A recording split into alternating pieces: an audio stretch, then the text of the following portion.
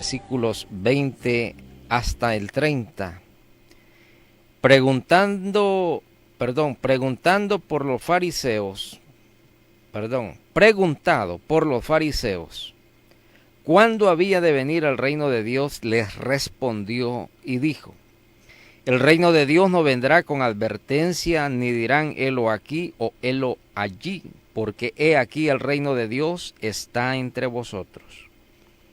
Y dijo a sus discípulos: tiempo vendrá cuando desearéis ver uno de los días del Hijo del Hombre y no le veréis. Y os dirán: helo aquí o helo allí. No vayáis ni le sigáis, porque como el relámpago que al fulgurar resplandece desde un extremo del cielo hasta el otro, así también será el Hijo del Hombre en su venida.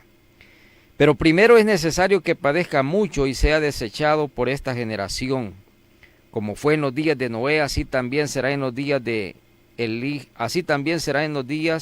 del Hijo del Hombre. Comían, bebían y se casaban, y se daban en casamiento hasta el día en que entró Noé en el arca, y vino el diluvio y los destruyó a todos. Asimismo, como sucedió en los días de Lot, comían, bebían, compraban, vendían, plantaban, edificaban.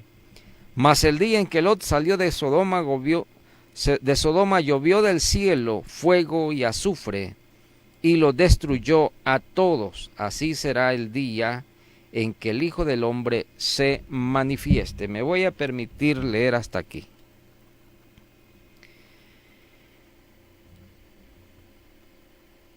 Siempre he considerado de vital importancia que todo mensajero de la palabra de Dios, y cuando digo todos es realmente todos, que no olvidemos que en nuestras agendas expositivas, discursivas, en nuestras agendas predicativas o de enseñanzas bíblicas, en la congregación, fuera de la congregación, dentro o fuera de la iglesia, o en cualquier actividad cristiana que realicemos, debiéramos tener como columna vertebral el mensaje manifiesto de el anunciamiento de la venida de Cristo. Entre muchos otros temas que pudiéramos nosotros tocar o abordar, digo una vez más, considero en términos muy personales que el mensaje de la manifestación del día del Hijo del Hombre, tal como lo manifiesta este pasaje que hemos leído, debiera de ser considerado muy importante para el pueblo de Dios. Y no solo para el pueblo de Dios, el mundo necesita urgentemente el anunciamiento de la venida de Cristo. A la sazón, como hemos visto, ya hay muchas otras oportunidades. Las evidencias acerca de lo que Cristo dijo serían las señales proféticas de los últimos días, que es justamente esta generación la cual nosotros nos toca vivir y de la cual tenemos que hacer no solamente un privilegio el hecho de saber que somos la última generación, sino también que cargamos a nuestras espaldas, cargamos esa responsabilidad de poder saber que muy a pesar que este evangelio es predicado en el mundo entero, porque si hay una de las cosas tan ciertas es que el pueblo de Dios ha permeado prácticamente todos los rincones del mundo. El mensaje del evangelio de Jesucristo se ha extendido por todo el mundo. Y literalmente este evangelio se le mete hasta debajo de las puertas de las casas a las personas. Con gusto o sin gusto, tienen que escucharlo. el anunciamiento y la predicación del Evangelio tiene, como ya dije, una de las cosas más importantes, el tema de la venida de Cristo. Ahora, en nuestro programa anterior, no el recién anterior, sino el tocante a este pasaje del Evangelio de Lucas, capítulo 17, decíamos en su oportunidad que hay algunas características sobresalientes de donde se desprende la evidencia que corrobora taxativa y literalmente que estos son los últimos días. San Mateo capítulo 24 dijo nuestro Señor Jesucristo que este evangelio sería predicado por todo el mundo, que aparecerían muchos diciendo yo soy el Cristo, y que van a engañar literalmente a muchos, si es posible aún hasta los escogidos. La apostasía, la blasfemia y toda suerte de mercancía que ahora pulula alrededor de la predicación del evangelio, no solamente ha desnaturalizado, ha desvirtuado, sino también que ha vituperado este evangelio. Y eso porque así tenga que ser necesario. Pablo lo dijo en una oportunidad: si se predica a Cristo por la razón que sea, yo de todas maneras me siento satisfecho, contento y alegre porque este evangelio se predica. Sin embargo, el verdadero evangelio también necesita tener la osadía de poder no solamente contradecir, desvirtuar, sino también hacer una manifestación clara de lo que es el verdadero evangelio. Y digo esto porque hoy día las predicaciones que se escuchan por doquier se prestan para abordar cualquier clase de temas. Las doctrinas cristianas, entre comillas, están entredichas, porque cualquier persona que discurre en su propio razonamiento humano parece ser que se apodera de una verdad que no le corresponde, que no le pertenece. El evangelio no es propiedad de ninguna denominación. El evangelio no es propiedad exclusiva de ninguna religión. El evangelio no es propiedad de nadie en particular, absolutamente, de ninguna manera. Este evangelio vino del cielo y es justamente Dios Padre quien lo manda y lo dio a conocer a este mundo a través de la encarnación milagrosa de su Hijo Jesucristo, un día venido a este mundo a obrar la redención del pecador. Ahora, dentro de las características que veníamos mencionando, que son evidencias totalmente potables alrededor del tema de la manifestación del Hijo del Hombre, entre muchas señales de las que ya hacía mención y que usted puede corroborar según la cita bíblica de San Mateo capítulo 24 o Lucas capítulo 13, quiero decirle que hablábamos particularmente de 2 o de 3 características que cuando uno puede dar un vistazo o una vista panorámica alrededor de lo que está sucediendo justamente en este momento, mientras usted escucha esta palabra, mientras usted lee su Biblia, mientras usted sintoniza su radio receptor o puede visualizar a través de la red social no solamente este mensaje, sino cualquier otro tipo de mensaje que esté exponiendo a algún otro predicador, yo quiero decirle esto. Dice el pasaje, como en los días de Noé y como en los días de Lot. ¿Cuáles son las características de una sociedad en aquella generación de Noé? ¿Cuáles son las características y la vivencia de aquella sociedad en la generación de los días de Lot?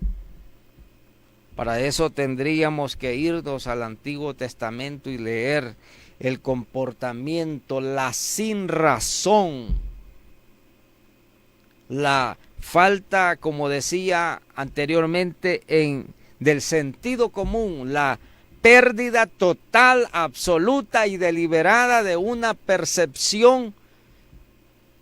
Se supone inteligente, que todo ser racional ha sido dotado con inteligencia y con capacidad racional para darse cuenta que en la vera del camino el ser humano distorsionó totalmente su camino. Distorsionó la verdad. Distorsionó el juicio. Distorsionó el sentido común. Distorsionó la inteligencia. Y se ha entramado en una maraña de situaciones de vida y de estilos de vida totalmente equivocados. En la generación de Noé y en la generación de Lot, la palabra nos describe algunos aspectos particularmente muy puntuales, dentro de los cuales el escritor destaca. Dice el pasaje, el versículo número 27, que comían, bebían, se casaban y se daban en casamiento. Usted dirá, pues realmente este es la típica y común vida de toda sociedad aquí y en cualquier parte del mundo. Comer, beber, casarse, darse en casamiento. Y hay otras versiones que aplican el vocablo que traficaban, porque el siguiente versículo, el siguiente pasaje, cuando se refiere a Lot, dice el versículo número 28, que también bebían, comían, compraban, escuche bien, vendían, plantaban y edificaban. Dirá o diría alguno en su oportunidad, pero ¿qué de mal o qué de malo, qué de punible tiene que la gente coma, que la gente beba, que la gente venda, que la gente trabaje, que la gente trafique, es decir, que pueda comercializar todo tipo de productos y servicios, tal como ahora la sociedad moderna lo hace? Edificaban, que planten, es decir, que siembren, que cosechen, que edifiquen, que quiere decir asimismo construyan. Lo que quiere decir el pasaje es que aquella sociedad antidiluviana y aquella sociedad que deliberadamente hacía y deshacía, la generación en las ciudades de Sodoma y de Gomorra y de las demás ciudades de la gran llanura, que permítame decirle, no solamente eran esas dos ciudades, Sodoma y Gomorra. De acuerdo a la historia, eran no menos de 7 ciudades de aquella llanura, en las cuales estaba justamente las ciudades de Sodoma y de Gomorra.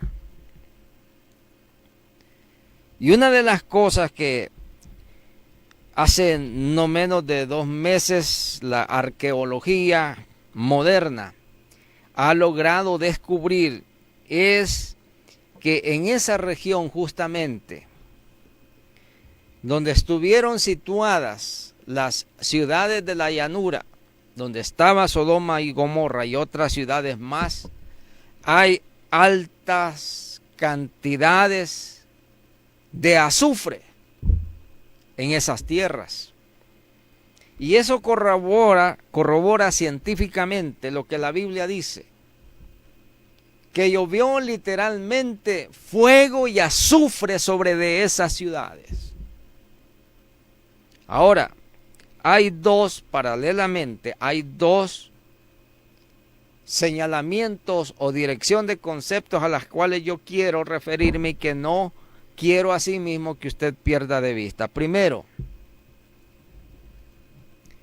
es tratar de desentrañar el comportamiento de las generaciones en aquellas sociedades de la época. Y segundo, el resultado o la consecuencia divina que trajo consigo juicio, donde llovió literalmente fuego y azufre sobre de estas ciudades. Diremos entonces, a la sazón de estos dos conceptos paralelos, primero también, que igual que la sociedad de aquellas ciudades en aquella época, parece ser que sigue siendo el mismo comportamiento de la sociedad de las generaciones presentes. Nadie, por supuesto, se va a extrañar que la gente trabaje, que la gente edifique, construya, que la gente pueda vender, que la gente pueda comprar, que la gente pueda cosechar. No es de extrañar. Igual en la generación de las ciudades donde estaba Lot.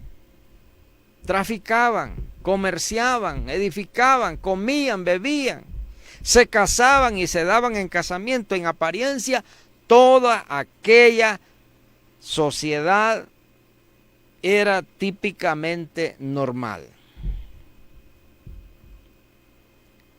Mi pregunta es, ¿acaso no es exactamente lo que estamos viendo?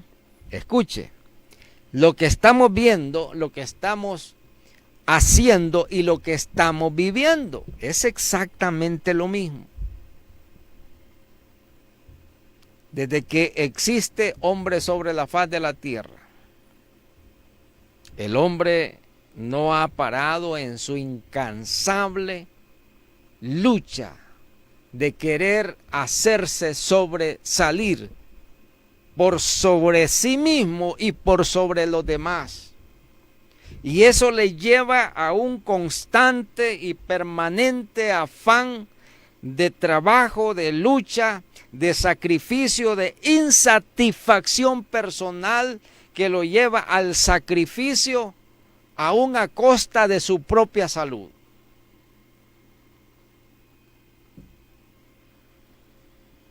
Todo mundo vive afanado con el trabajo. Y de hecho el trabajo se considera una virtud. Pero también es una bendición el trabajo.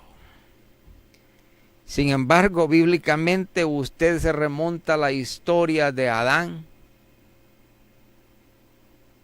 El trabajo vino como resultante de la maldición y consecuencia posterior al pecado.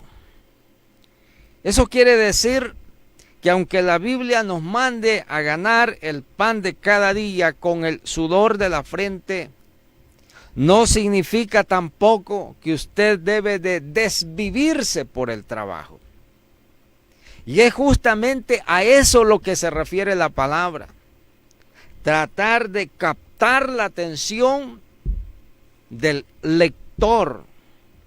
Poder tener la capacidad de meditar si es que acaso, aún en medio de todos los beneficios que trae consigo la vida natural de trabajo en este mundo y en esta sociedad que vivimos, parece ser, escuche bien, que eso también ha ofuscado la necesidad y la respuesta más intrínseca que necesita el ser humano.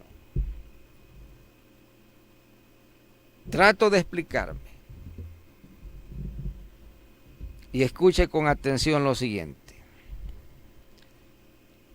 Si el trabajo es una bendición, si el trabajo es una virtud, si el trabajo es la consecuencia natural de un mundo que se prepara para sobresalir y sobrellevar sus compromisos, sus cargas familiares, sus cargas personales, y de poder consecuentemente desarrollar y crecer no solamente económica, socialmente, y está bien.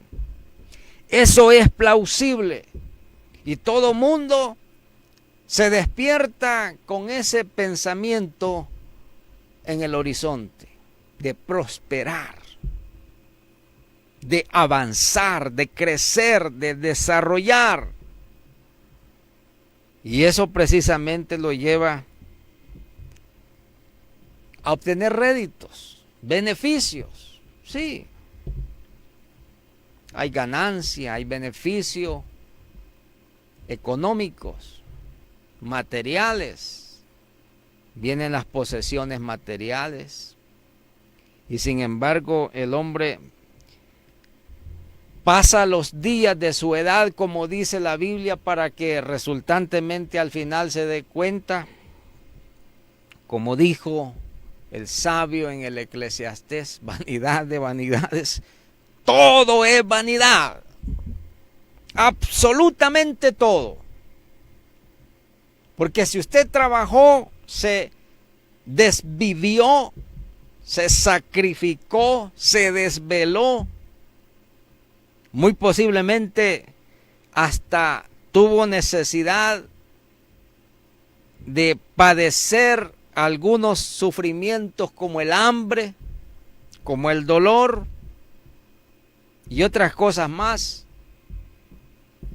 Al final de cuentas, termina dándose usted, también termina dándose cuenta que las cosas materiales se quedan, que las posesiones se quedan, que las riquezas se quedan, que los bienes materiales se quedan, que los terrenos se quedan, las casas se quedan, los vehículos se quedan, las empresas se quedan, los comercios se quedan, las industrias se quedan.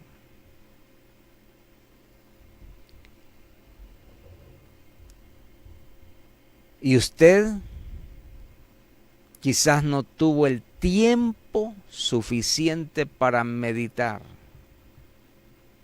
que la necesidad invívita más grande por antonomasia en el ser humano es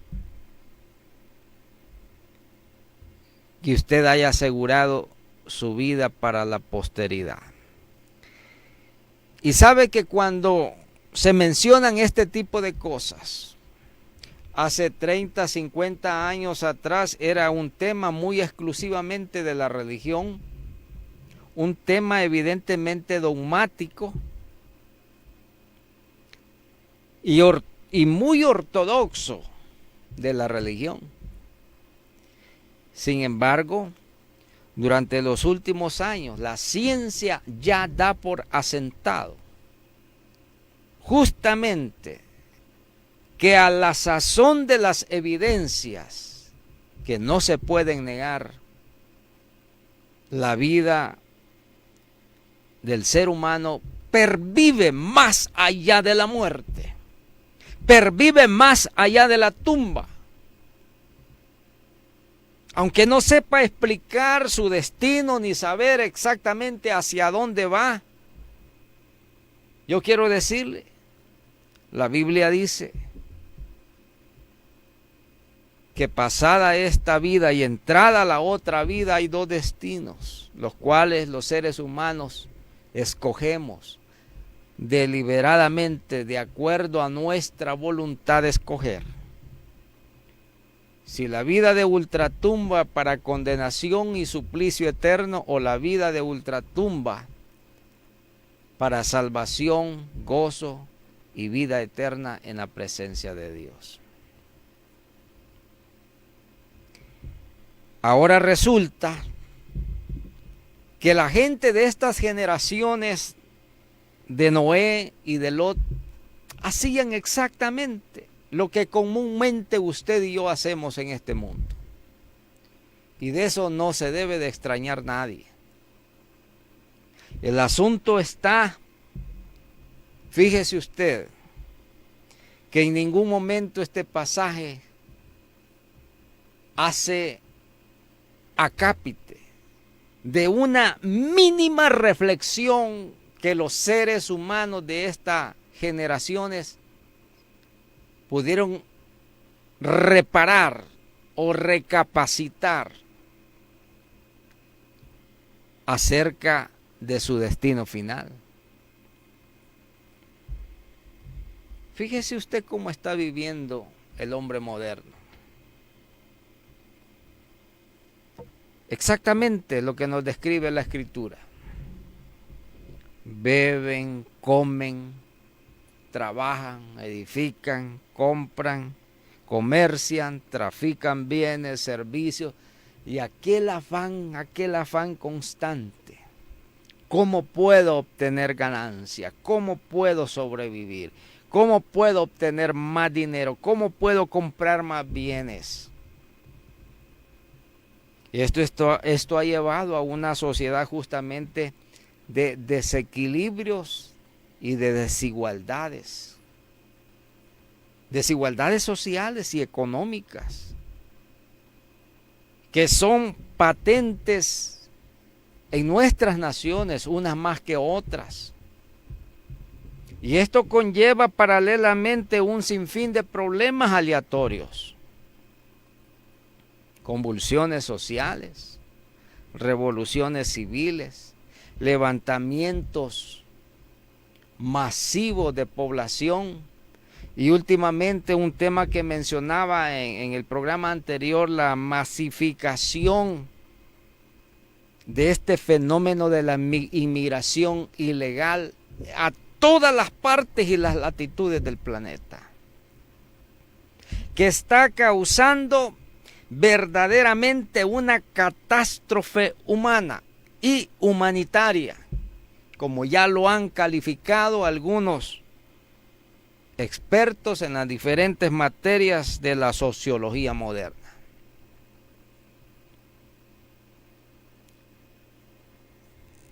Y quiero decirle muy particularmente acerca de este fenómeno. Está causando un verdadero revuelo de proporciones dantescas, a tal grado que algunos se han atrevido a señalar que esto posiblemente conlleve a una situación de explosión social, porque literalmente está convulsionando las sociedades, especialmente aquellas receptoras de inmigrantes que le llegan de todas partes del planeta. Y escuche con atención lo que le voy a decir. porque me he tratado de investigar este fenómeno, muy particularmente el fenómeno de la inmigración. Hablo de la inmigración ilegal. Si antes las sociedades migraban e inmigraban de su tierra natal, lo hacían por razones exclusivamente de seguridad personal especialmente. Nuestra Latinoamérica y aquellos países los más empobrecidos del Asia y del África para el caso, convulsionadas sus poblaciones, sus sociedades, sus estamentos políticos en revueltas de toda clase, que los llevó finalmente a explosionar en conflictos de carácter interno de tipo militar y civil al mismo tiempo. Y usted como salvadoreño en este caso sabe justamente a lo que me estoy refiriendo, habiendo tenido la experiencia de una convulsión de guerra civil durante más de 10 años. Y la gente se iba, pero terminada la guerra, terminado el conflicto, muchos pensaron que estos fenómenos se iban a apaciguar y que la gente se iba a estar ya ahí en su lugar de origen quieta. Pero la gente siguió yéndose. Y la otra razón que ahora viene adelante era el tema de la inseguridad social, de la inseguridad personal. El problema de los homicidios, el problema de los robos, el problema de los hurtos, el problema de la famosa y mal llamada renta que prácticamente todo el mundo tenía que pagar. Pero habiéndose terminado este fenómeno social,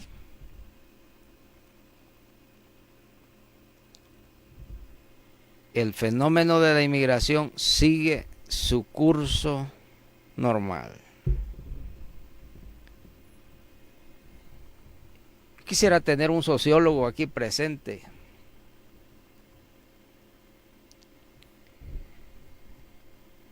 y que trate de explicarle a usted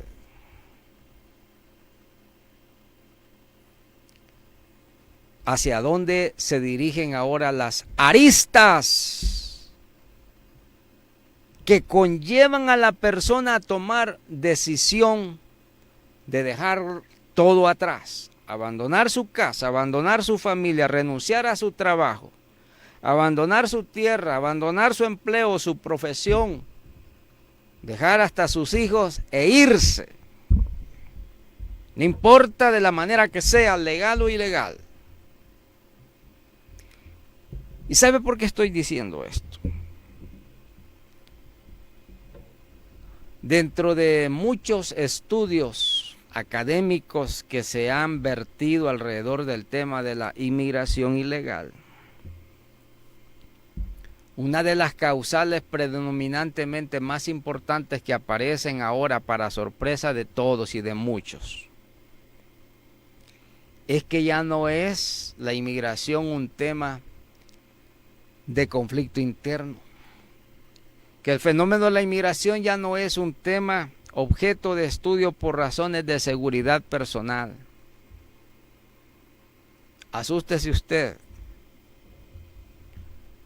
porque ahora la razón que tienen las personas, no solamente aquí, en cualquier otra parte del mundo, ahí los reportes internacionales dan cuenta, no menos de 10,000 personas ilegalmente cruzan la frontera entre México a los Estados Unidos mensualmente. Y esto sucede en Europa, sucede en Francia, en Suecia, en Dinamarca, en Bélgica, en Inglaterra, en Francia, en Alemania. Y comúnmente Dese cuenta que la razón que tienen las personas ahora para poder desplazarse es el tema económico. La pobreza, no tanto. La gente quiere tener y tener más cada vez, sobresalir por sobre los demás. Si mi vecino construyó una casa de 2 plantas, de 2 niveles, usted quiere una igual o mejor, y decide irse porque quiere demostrar que puede también tener una casa de 2 niveles y si es posible de 3, y de 4, y de 5, y de 6 y más. Que si mi vecino compró una moderada extensión de tierra por ahí, una propiedad bonita, pues usted también la quiere. Esta es la sintomatología de una humanidad que no encuentra satisfacción. Y fíjese que paralelamente a este fenómeno aparece el tema de la permeación religiosa, que quiere decir que las religiones, valiéndose de este tipo de fenómenos, se están adentrando a sociedades cultural y religiosamente diferentes a los migrantes que llegan a sus territorios. Esto está causando un problema todavía peor, porque literalmente está convulsionando. Si aquellas sociedades eran moderadamente conservadoras, ahora ya no tanto. Si traían prácticas de higiene diferentes, ahora tienen que soportarlos.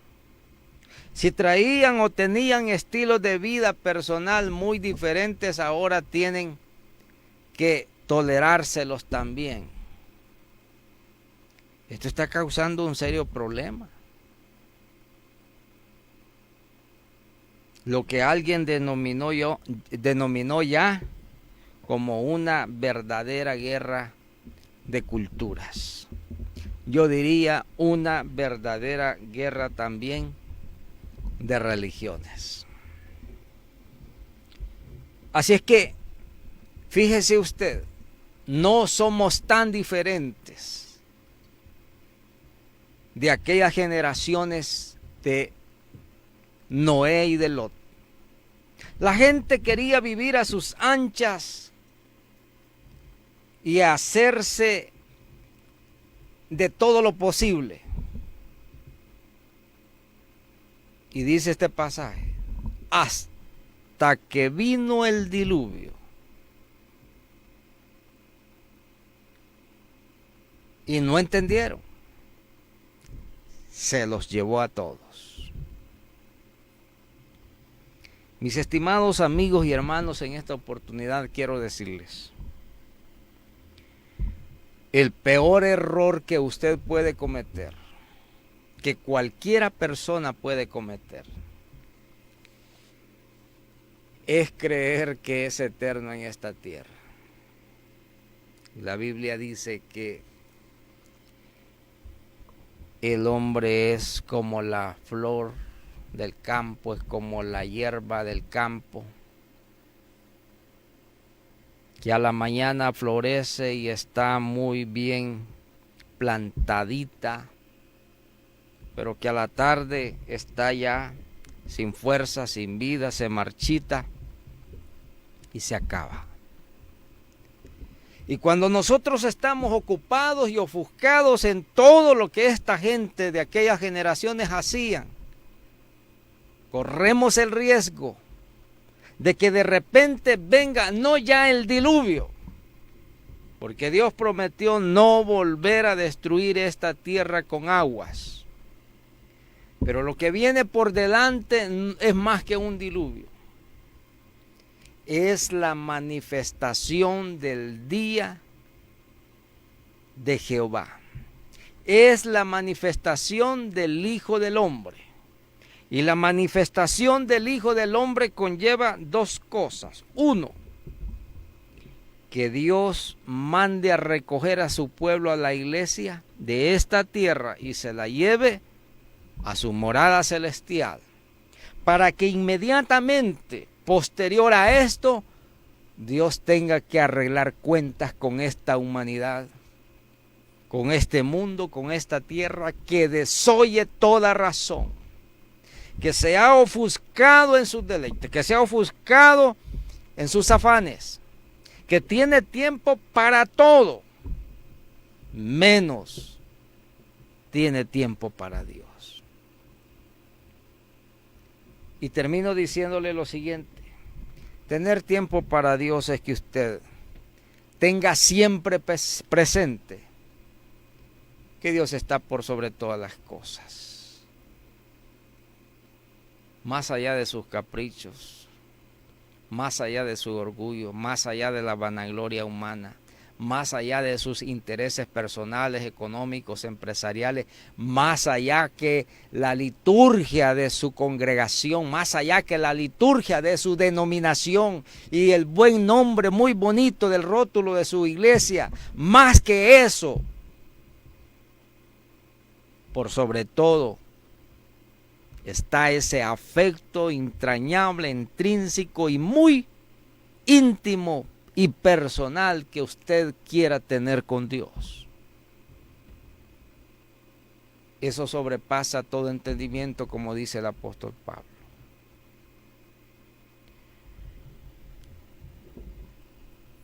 De manera que vamos a continuar la tercera y última parte de la exposición de este pasaje en nuestro próximo programa. Por ahora, agradezco de su atención, me suscribo muy atentamente y que Dios le bendiga.